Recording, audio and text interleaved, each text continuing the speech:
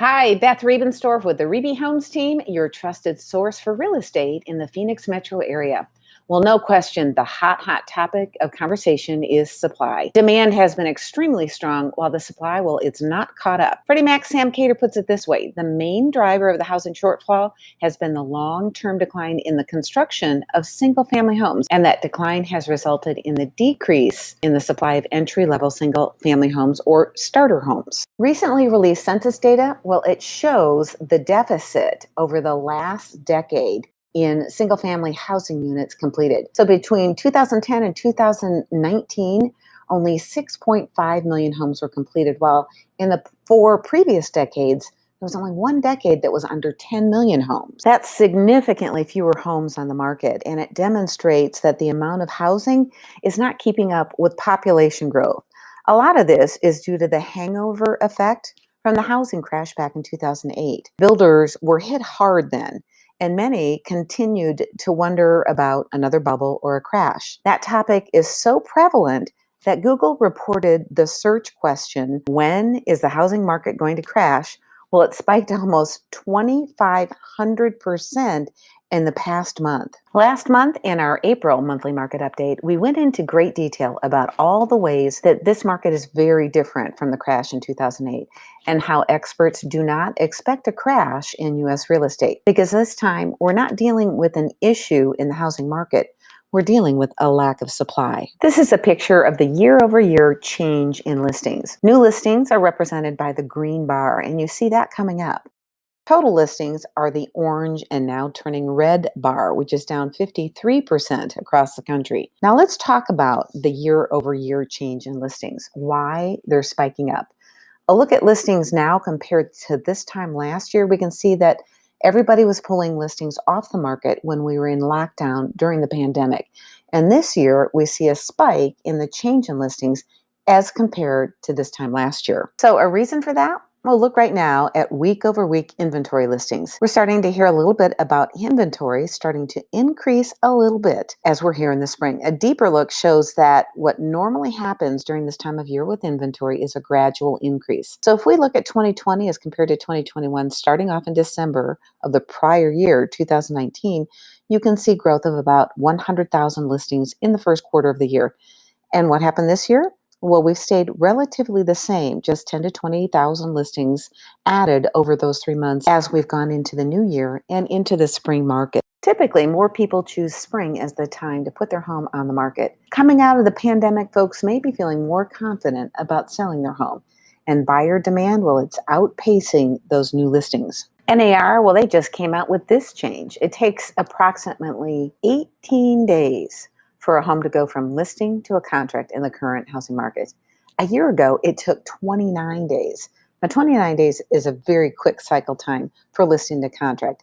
And in Arizona, you won't believe this, but it's less than 2 weeks. So when might we see the listing numbers improve? Well, 43% of the economists that Pulsonomics surveyed said they think the U.S. housing market will grow in the second half of the year when folks feel more confident about going out and having people in their homes. And 26% are projecting the second half of 2022. Well, the big thing that has come out this month is that forecasters are projecting that there will be more homes sold this year than last year. If we look at Fannie, Freddie, and MBA, well, last year, 6.5 million homes sold across the country, and they project that there will be over 7 million homes this year. And going into 2022, projections are at 6.5 million and up to 7.5 million. And this from the National Association of Home Builders. Prospective buyers plan to buy a home in the next 12 months. 16% of American adults are considering the purchase of a home in the next 12 months. In the first quarter of 2020, only about 10% of folks are saying that they're planning to buy a home, and that jumped up to 16% in the first quarter of this year. The average profit for a home seller increased 26% over the last year. The average nationwide was $55,750, and in the first quarter of 2021, it's just over $70,000. That is a big jump in average profits. That appreciation increase is one of the reasons that Lawrence Young commented on that Google search about is it a bubble or a crash. is it's not a bubble, it is simply a lack of supply. Anytime there are fewer of an item on the market, it's going to keep that upward pressure on prices. One of the things to keep an eye on, especially around the topic of bubble or crash, is a forbearance update. The number of active mortgages in forbearance has been unchanged for the last several weeks, but if we go back to May of last year, we can see a drop in the number of those that are in forbearance. Over the last 2 months, 400,000 people have left forbearance. So the big question is what's happening to those that are still in forbearance? Of those that are no longer in forbearance, 47% are now paid in full, and 36.5% have worked out some sort of repayment plan. So that leaves 16.2% still in the trouble zone. If we look at it over time back to the start of the year, the green section of the pie chart started out at about 52%, and now we're at 47%. So a slow decrease in those coming off the forbearance paid in full, and an increase that those are working out a plan on the blue bar. Started out at 32.5% and is up to 36.5%. What stayed relatively unchanged at 1 percentage point are those that are still in trouble. And what about mortgage rates? The interesting thing about rates is where we stand today is just under 3% on the average 30-year fixed, but also where we're going. The red bar represents where we're at and where we're projected to go by Freddie Mac. And you can see 2018, 19, and 20. Last year, interest rates are still very, very good for those looking to take out a mortgage. And finally, the forecast for home price appreciation this year. The average for all forecasts is about 6.8% and is expected to continue on as the lack of supply continues. Locally, in our Phoenix metro area, these numbers are really interesting and something we haven't seen for a long time. They show a very hot market with supply dramatically mismatched to demand. However, they also confirm a slight cooling trend that has been developing over the last few weeks. So, three metrics that are pointing to that potential cooling trend. Number one, active listings, well, they're up significantly from the beginning of April, though admittedly from a very tiny number. Number two, under contract counts, well, they're down for the second month in a row. And number three, sales counts are down compared with the previous month.